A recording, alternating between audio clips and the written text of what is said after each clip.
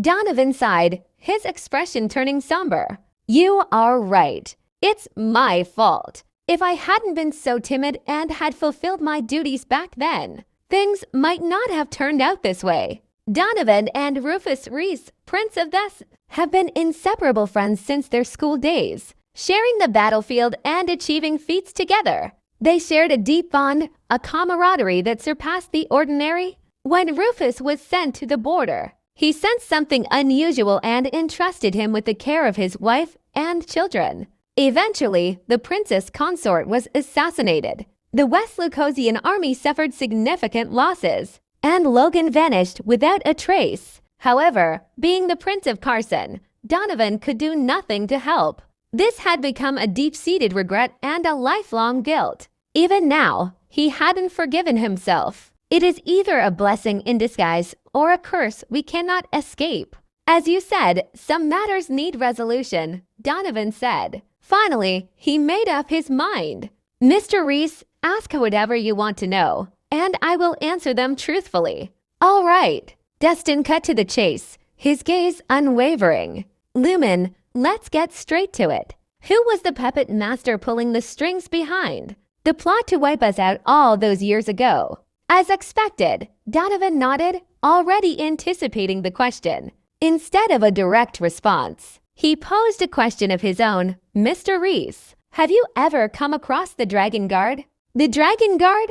Dustin narrowed his eyes. Rufus mentioned it briefly, but the details escape me. In that case, allow me to shed some light, Donovan said, his demeanor serious. The Dragon Guard, established in the early days of our nation, is a formidable institution that surpasses imperial authority. Its members are elite warriors, each a force to be reckoned with. He added, take their chief guildmaster, Alaric Draken, for instance. His strength is immeasurable. In the entire realm, only the reclusive sage of Sacred Worm Summit could rival him. Most importantly, the current king owes his position to Alaric. In essence, the king is a puppet manipulated by Alaric. Imperial power and the throne itself are all controlled by his whims. That's Alaric, and that's the Dragon Guard. As Donovan spoke, a mix of bitterness and resignation flashed in his eyes. As a member of the royal lineage and the king's younger brother, he understood the deep fear instilled by the Dragon Guard. Even an ordinary member of the Dragon Guard could exercise unchecked influence over imperial matters, let alone Alaric. Unfortunately, those who voiced dissent found themselves with no room for resistance and faced dire consequences. Despite the organization's apparent role as a protector, it had transformed into an unrestrained entity, committing numerous heinous acts. The situation became even more intricate as there was no supervision, and nobody dared to step in and intervene. Abbot Lumen, are you suggesting that the events of that year were linked to the Dragon Guard? Dustin quickly connected the dots. Precisely, Donovan nodded. At that time, Alaric, wielding imperial power, set a deadly trap with the intent of burying you and your mother outside Ailka. Many formidable members of the Dragon Guard were enlisted for this purpose. He went on, I heard of your peril and wanted to lead reinforcements, but the forces of the Dragon Guard blocked my path. I was too weak and too afraid to defy their orders, so I could only watch from my residence. Logan, I'm sorry. It's all my fault. If I had summoned the courage to lead the troops, your mother might have survived. I failed you, and I am a sinner. Donovan's frame quivered, tears pooling in his eyes. These words had lingered within him for a long time. He had thought that adopting a monastic life and engaging in annual repentance would serve as redemption. However, it turned out that he was just in deep denial. Abbot Lumen, there's no need to blame yourself. We all have to weather the storm in life. Dustin comforted him, showing empathy. He continued, even if you had commanded troops that day, it wouldn't have made much difference. You could have ended up sacrificing yourself. I would have made the same decision if I was in your shoes. Dustin had never expected anyone to risk their lives for him. Donovan's decision to stay silent to save himself wasn't inherently wrong. Your father saved me countless times and put so much trust in me, but I did nothing. It's genuinely embarrassing, Donovan lamented. If Dustin had scolded or hit him, it might have been easier for Donovan to bear. However, Dustin showed no intention of blaming him, intensifying his guilt. Abbot Lumen, I have a question. We had no issues with the Dragon Guard, so why were they trying to eliminate us? Dustin asked again. The reason is simple. You pose a threat to the established order, Donovan said helplessly. 10 years ago, your family's West-Lukosian monarchy dominated the scene, overshadowing imperial authority. For the organization, your existence threatened their status, something they couldn't tolerate. Such a slight threat and the organization chose to annihilate us? Dustin furrowed his brow, a steely glint in his eyes. Logan, you're underestimating the impact of your family. Donovan sighed softly. He went on, if it were only your father's renown, the organization might endure or seek a diplomatic resolution. However, your entire family is exceptionally remarkable. Your father, Rufus, was a natural military genius. Undefeated in countless battles, he was acknowledged as a king among kings, leading a formidable army of 50,000. Your mother, Alba Quinton, had exceptional prowess and was already an ultimate grandmother in martial arts in her 30s. She was number 5 in the astonishing world list, earning acclaim as unparalleled worldwide. Donovan continued, and you are equally extraordinary? With a guardian beast since birth and a profound destiny, you achieved grandmother status at just 15. Every member of your family surpasses the others in excellence. If allowed to grow unchecked, not even the organization could withstand the brilliance of your family. He concluded, to secure their position and power, they orchestrated a brutal event targeting you and your mother, aiming to eliminate any potential future threats. This is the truth you sought. After hearing this, Dustin clenched his fists, his face darkening. He always thought his mother's death was related to imperial authority, but he never expected an even stronger force behind it. And this force, driven by fear of threatening its status and power, didn't hesitate to commit a bloodbath that engulfed Oakvale. Dragon Guard. Dustin gritted his teeth. There was a fierce glint in his eyes, and he seemed downright murderous. An organization that abused its power had no place to exist. Logan, the influence of the organization is overwhelming, and their leader is like a god. Many powers in the world are under their control. Even if you know the truth now, don't act recklessly. Otherwise, the tragedy of the past will repeat itself, Donovan warned sternly. Thank you, Abbot Lumen, for the reminder. I know what to do. Dustin nodded. Taking a deep breath, he quickly suppressed the anger within him. He had endured for 10 years, so a couple more days wouldn't matter. It was better to plan carefully, discern the weaknesses of the organization, and then strike. Oh, Logan, there's another matter I must caution you about. At this moment, Donovan seemed to remember something and said, the attack back then didn't solely come from an external threat. According to my investigation, there was a traitor in your midst. Traitor? Dustin raised an eyebrow at the unexpected revelation, although a similar notion had crossed his path before. The urgency in Donovan's voice gave the matter newfound significance. Abbot Lumen. Dustin pressed, who's this supposed traitor? The culprit is none other than General Reston River, a key figure under your father's command, Donovan disclosed. Uncle Reston. That can't be right. Didn't he sacrifice himself? Dustin's face displayed disbelief. Reston River, a loyal general in his father's service, stood as a brother in arms, sharing the trials of life and death. A decade ago, Reston, who led the guard during their arrival in the capital, successfully foiled numerous assassination attempts. His bravery became even more evident during the Elka Rebellion when he courageously guided Dustin and Alba out of the city, eventually sacrificing himself in a heroic act. How could someone so gallant and virtuous turn out to be a traitor? When I first got wind of this, I was equally taken aback. However, after a thorough investigation, All signs pointed to Reston River. I can't say why he did it. Perhaps he was coerced or manipulated, Donovan explained with a serious expression. He went on, but the truth remains that he's involved. Regarding his alleged sacrifice, it was a staged event. I had the body examined later, and it turned out to be a decoy. Reston River, he's a traitor. Dustin's fists clenched, anger welling up within him.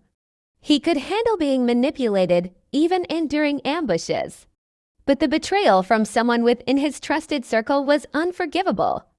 Reston, a mentor-like figure, had imparted martial wisdom and shared invaluable experiences in leading troops. Never could Dustin have imagined that someone as honorable and loyal as Reston would be the traitor. Abbott Lumen, do you have any information about Reston's current location? Dustin asked. I'm not aware. Donovan shook his head and continued. He might have adopted a new identity to stay hidden. But his disappearance after the incident suggests he's still out there. I get it. I'll be on the lookout for him, Dustin replied, his expression darkening with anger.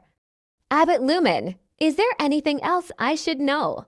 I've shared all the pertinent information. My advice is to proceed cautiously. The Dragon Guard is formidable, and even your father couldn't match their strength. It's advisable to tread carefully, Donovan cautioned earnestly. The Dragon Guard, standing strong for a century, wielded immense power. Besides the formidable warriors within, their affiliated forces were enough to dominate effortlessly. Thank you, Abbott Lumen, for the heads up. I know what needs to be done. Dustin nodded respectfully. I apologize for the intrusion. I'll take my leave now. Mr. Reese, Godspeed, Donovan replied with a nod. Abbott, something terrible is happening. As Dustin prepared to depart, the round-faced monk rushed in with an urgent expression. Donovan calmly inquired, "What's the matter?" Abbott, a large force is approaching from the mountain and has surrounded the scenic monastery. The round-faced monk stared at Dustin begrudgingly and continued, "The soldiers are fierce and seem to be drawn by Mr. Reese." Well, that escalated quickly, Dustin remarked, not surprised at the turn of events. He had anticipated this when he entered the monastery. The influence of the Dragon Guard was powerful, and information circulated effortlessly within its powerful network. With his identity now laid bare, there were certainly those keeping a vigilant eye on him. They had intended to capitalize on this situation to eradicate potential threats. Cleric, Frederick, guard the mountain gate. Stall them as much as possible, Donovan instructed. Abbott, there are too many of them, and some are formidable fighters. We might not be able to hold them off, the round-faced monk protested. He wondered, risking so much for someone you don't even know, is it truly worth it? Donovan determinedly replied, we can only delay them for now. Abbott. The round-faced monk was interrupted by Donovan's raised hand. No need for more words. Just go, Donovan said. Yes, the round-faced monk shot Dustin a glare and left in a hurry. Edvin, take Mr. Reese to the back of the mountain. Make sure to protect his safety, Donovan added. Abbott, what about you? The monk in the yellow robe furrowed his brow in concern. Before becoming a monk, he served as the commander of the Prince of Carson's guards. He had never left the prince's side. Now, he was reluctant to leave the abbot and escort a stranger down the mountain. With Frederick and Cleric here, I won't be in danger. You two go quickly. Don't delay, Donovan instructed. Yes, Edvin said nothing more, immediately leading Dustin out the door. Before leaving, Dustin glanced back at Donovan, who had once again entered a state of meditation, continuing his recitation. Mr. Reese, this way, please. Edvin led Dustin into the monastery's backyard, opened a hidden door, and went in first. The secret passage was pitch dark, making visibility nearly impossible. Edvin, however, knew his way around and lit two torches in the corner, illuminating a small area. Upon closer inspection, Dustin noticed it was a narrow tunnel descending into the depths. The tunnel was long, with no visible end, and only wide enough for one person to pass through. Mr. Reese, this tunnel leads directly to the foot of the mountain. It's very discreet and known to outsiders. I'll safely guide you out, but please don't come back again, Edvin said while leading the way. Thank you, Master. Today, I came to seek answers and have now unraveled the mysteries. I won't disturb the peace of your lives again, Destin replied candidly. That's good to hear. Edvin's tone softened. The two proceeded along the secret passage, heading downward. After nearly half an hour, they finally reached a stone door. Mr. Reese, the exit is outside. Please, Edvin said, pressing a switch. With a rumbling sound, the heavy stone door slowly opened. Warm sunlight filled the cold, dim tunnel. Accustomed to the darkness, Destin squinted until he adapted to the light. When he could finally see, he stepped out of the door. Outside, overgrown weeds and a lack of footprints indicated the area's desolation. No buildings were in sight, and the direction was unclear. But the only certainty was that they had reached the foot of the mountain. Ha ha ha, Logan Reese, you finally came out. We've been waiting for you for a long time. Suddenly, a burst of laughter echoed, and a group of masked assassins emerged from the bushes on both sides, quickly surrounding Destin. The speed at which they closed in suggested a well-prepared ambush. Destin furrowed his brows slightly and instinctively looked back at Edvin. Wasn't it supposed to be secretive and unknown to others? Why were they ambushed? Mr. Reese, I can't let you jeopardize the prince. If you don't die, the prince will be in big trouble. So, I'm sorry, Edvin said coldly. As he spoke, he pressed the switch again. The heavy stone door immediately descended, completely blocking Destin's retreat. A resounding crash echoed as the stone door descended, deepening Destin's furrowed brows. It wasn't fear that gripped him, but the sheer displeasure at Edvin's actions. Entrusted by the Prince of Carson to ensure Destin's safe descent, Edvin had instead led Destin into a well-prepared ambush. It was a betrayal far more infuriating than mere bystander apathy. Logan, no need to look around.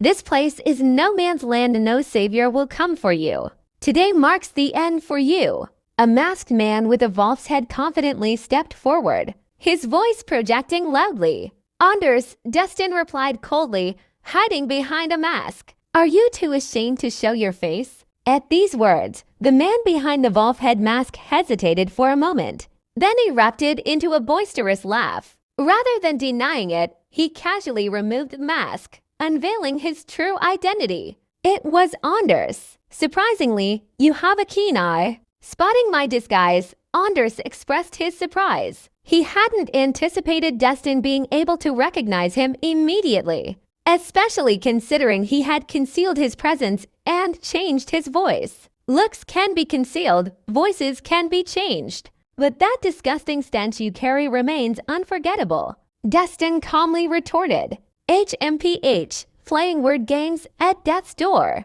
Anders' face darkened. Logan, you are surrounded, and there's no escape for you now. Considering our past camaraderie, I'll offer you a chance for a dignified end. It's time for you to meet your demise. Surrounded, Destin glanced around. Do you really think this ragtag bunch can stop me? Back when he wreaked havoc at Jadaleaf Manor, Destin had spared Anders out of respect for Sir Mosey. With this new threat, any remnants of goodwill were gone. Logan, I know you're strong. Facing you alone would be challenging, so I came prepared. Anders whistled loudly. Suddenly, warriors swarmed in from all directions in the blink of an eye, well dressed in various attires. Their imposing presence mirrored a pack of determined predators on the prowl, radiating an undeniable aura of expertise. It was clear that every one of them had been a genuine virtuoso in the art of combat. Logan, let me introduce you to our forces here. These hooks are experts from the Sky Shadow sect, skilled in stealth and assassination. Their attacks are unpredictable and difficult to defend against. Anders added, regarding these fighters, they were affiliated with Nexus Gate. Their Nexus Dominator fist proved unstoppable, wielding overwhelming power. The select few in this group were even more formidable. They were members of the Stormfire Order. experts in techniques that harness the might of the heavens. Anders introduced the reinforcements that had arrived. Sky Shadow Sect, Nexus Gate, and Stormfire Order are renowned forces in the martial world. Quite an elaborate setup just to kill me, Dustin remarked as his gaze swept through the crowd. Grandmother martial artists skillfully hid within the assembly, discreetly blending in with Anders and his formidable Fang Legion. The ambush was nothing short of imposing. Logan, think this is the end? Bit too optimistic, Anders sneered and shook his head. Truth is, we've prepared for the worst. What you see here is just the tip of the iceberg. More skilled warriors are on their way. Even if you have supernatural powers, today is your judgment day. The assembled group appeared to be sufficient for Dustin. However, a lingering unease persisted the potential for enemy reinforcements. Maintaining vigilance was, as it had always been, a wise decision. Anders, is Mosey's mansion also a puppet for the Dragon Guard? Dustin questioned. It's an honor to serve the Dragon Guard. Unfortunately, it's your misfortune. Anders replied candidly. You had the option to play dead and live a quiet life. But by delving into the truth of the past, your existence is now a threat and must be eliminated. Even the Dragon Guard held authority over the king, who was merely a puppet. Naturally, Anders aimed to impress. If he performed well and proved his loyalty, he might join the Dragon Guard, becoming a force more formidable than the Prince of West Lucosia. Looks like there's no easy way out today, Dustin remarked, beckoning with his hand. Come on, whoever isn't afraid of death, step forward. Let me see what you're made of. Humph, it looks like you won't accept defeat until you're at the end of your rope. Anders scoffed, about to issue the attack command. Suddenly, a burly middle-aged man from the Nexus Gate spoke. Mr. Mosey, why use a sledgehammer to kill a chicken? I alone am enough to deal with this kid. No need for a whole production. Oh, Anders raised an eyebrow, looking to the side. Master Brock, Logan isn't an ordinary person. He's a renowned Kirin. Are you sure you can handle him? Kirin, just a wet behind the ears kid. Brock, don't even bother with such trifles. The man, exuding confidence, raised his head proudly. Master Brock, Logan is already a grandmother. Are you sure you can take him on alone? Anders asked again. What's a grandmother? Nowadays, who isn't a grandmother? The man dismissed it casually. Besides, there are different levels of grandmasters. I've been practicing martial arts for over 20 years. Undefeated throughout. Dealing with this kid will be a walk in the park. That's right. My master's is unparalleled. Dispatching this weakling with his Nexus Dominator fist is as easy as pie. The disciples of Nexus Gate taunted, completely dismissing the Kirin. All right, since Master Brock is so confident, go ahead and give it a try. Good luck, and may you be victorious. Anders agreed without hesitation. He mainly wanted to use the leader of Nexus Gate to gauge Dustin's strength. If he won, it would be ideal. If not, at least it would force Dustin to reveal some of his cards. Much obliged, Mr. Mosey. The man gave a courteous nod, then advanced a few steps, fixing his gaze on Dustin. He exclaimed with confidence, Kid, I'm the leader of Nexus Gate, known far and wide for my martial skills. Brace yourself for the sheer force behind my meticulously trained. 5 years of relentless dedication packed into each strike. Up for the challenge to reach the end. Go ahead, take a spin, Dustin remarked. His face impassive and his gaze indifferent. HMPH, foolish thing that doesn't know its place. I'll teach you the might of the Nexus Dominator fist today. Brock snorted, poised to strike, when another voice interrupted. Hold on. Within the Stormfire Order, Silver Sage, in elegant attire, exuding an otherworldly presence, took a couple of steps forward and announced, Master Brock, your strength is commendable, but you're not Logan's match. This situation is more complex than it appears. Allow me to handle it for you. The mission to defeat Logan was a confidential order from the Dragon Guard, and the one who achieved the first victory would receive significant rewards. Such opportunities were not to be missed. Master Elias, Your words sound like you're underestimating me. Brock furrowed his brow, displeased. The Nexus Gate has its reputation,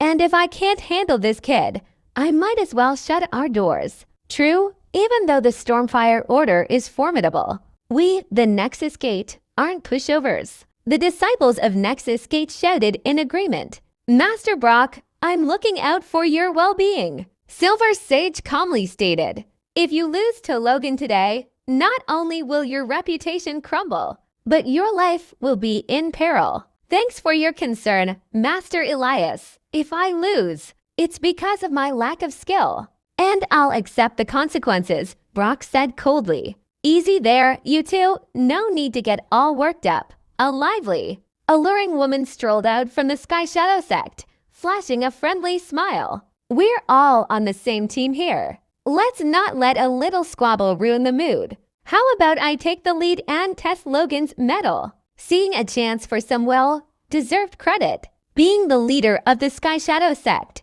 she wasn't willing to let it slip away. Seems like everyone's hungry for a piece of the action. Silver Sage surveyed the scene with a casual air. But with such a small feast and so many hungry guests, someone might leave with an empty stomach. Given the lady's first rule, I reckon the honor of starting this showdown should be mine. Brock insisted, showing no sign of backing down. Enough with the bickering. The three of you can come at me together. Dustin interjected, his patience wearing thin. Before any real confrontation, they were already squabbling over credit. Did they see Dustin as a defenseless target waiting to be carved up? Arrogant, outrageous, impudent. Dustin's words elicited furious responses from representatives of different sects. Each of their leaders was a formidable presence in their regard. When had they ever been treated with such disrespect? It was nothing short of a clear humiliation. Insolent brat, if you're so eager to die, I'll grant your wish. Brock no longer wasted any words. He lunged forward, propelled with incredible speed, heading straight for Dustin. Thinking of hogging all the glory? You must be dreaming. Silver Sage refused to be outdone. With a single step, he transformed into a blur. Electric sparks crackling between his palms, a terrifying sight to behold. And you two cunning foxes, don't think you can leave me behind. The woman from the Sky Shadow sect sneered. Waving her hand, a barrage of concealed weapons shot forth from her sleeves, aiming directly at Dustin's vital points. The Sky Shadow sect excelled in the art of stealthy attacks with concealed weapons. Close combat wasn't exactly her forte. Plus, with the advantage of delayed projectile release, she might seize the chance to claim the credit if she could manage a swift and deadly strike. The trio each had their ulterior motives, unleashing distinct forms of attack. Charging ahead was the fiery man, his fists ablaze with intense heat. His punches left a trail of scorched earth, showcasing his formidable power. Trailing behind was Silver Sage, patiently waiting for his moment. Lightning crackled between the palms of his hands, creating a daunting display. Meanwhile, the woman continued her relentless assault with concealed weapons, gearing up for a well-timed long-range strike. Nexus Dominator Fist. After closing the distance, Brock suddenly roared. Vast energy converged in his arms, causing them to swell abruptly, becoming even more formidable. Die. With a simple build-up, Brock unleashed a punch toward Dustin's chest and abdomen. A resounding boom echoed, and the surface around Brock's body suddenly displayed the illusion of an elephant. The massive creature, towering like a small mountain, exuded daunting pressure.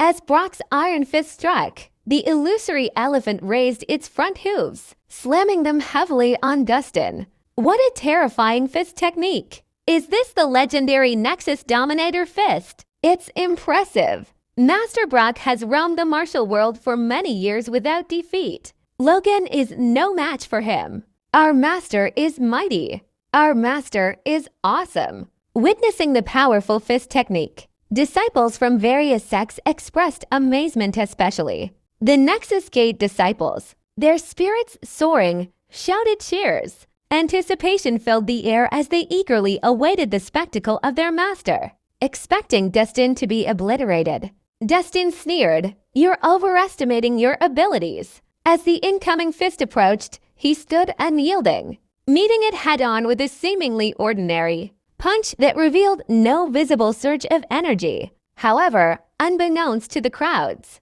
this apparent normalcy concealed the true power within. The clash ensued, shaking the ground, shattering stones, and obliterating plants and trees within a 30-yard radius of death zone. Powerful shockwaves surged, forcing everyone to shield their eyes. The woman's concealed weapons were deflected, and even Silver Sage, preparing to seize credit, halted in his tracks. Disciples from various sects were left awestruck by the force of that punch. Was this the full power of a grandmother martial artist? It was truly terrifying. After a few moments, the residual shockwaves subsided, restoring calm to the surroundings. However, as everyone directed their gaze forward, they were met with a jaw-dropping sight. Destin stood several dozen yards ahead, the ground beneath his feet marked by a small crater. Unperturbed and untouched, he exuded an air of serenity. Contrastingly, the leader of the Nexus Gate, who had mysteriously vanished moments ago, was now nowhere to be found. Not a trace of him remained, leaving the crowds to discern only a pit filled with blood, flesh, and torn clothing. The esteemed leader of the Nexus Gate, Brock, had been utterly obliterated, leaving behind nothingness. Where's Master Brock? What just happened? He was here a moment ago. Weird, he vanished in the blink of an eye. Could he have tunneled underground? Does Master Brock have some mystical tricks up his sleeve? The crowd looked around, engrossed in their discussions, completely oblivious to the gravity of the situation. They found it perplexing Brock, who had been commanding respect just moments ago, had suddenly disappeared. Where's our leader? Where did he go? Master, Master! Disciples and elders of Nexus Gate shouted, trying to find their master, but their calls went unanswered. Only a few individuals from various sects understood the grim reality. No need to shout. Your master is already dead, Silver Sage said with a heavy tone. While others were in the dark, being a grandmother martial artist, he saw it clearly. After the clash of fists, Master Brock's body exploded like an inflated balloon, leaving no trace behind. Dead? How is that possible? Master Elias, don't talk nonsense. Our master is invincible, undefeated in the world. How could he die? The disciples of Nexus Gate vehemently disbelieved. In their eyes, Brock was an invulnerable figure who could effortlessly triumph over anyone. Master Elias is right. Master Brock, he's truly gone, the woman spoke solemnly. Whether you believe it or not, those bits of flesh on the ground are Master Brock's remains.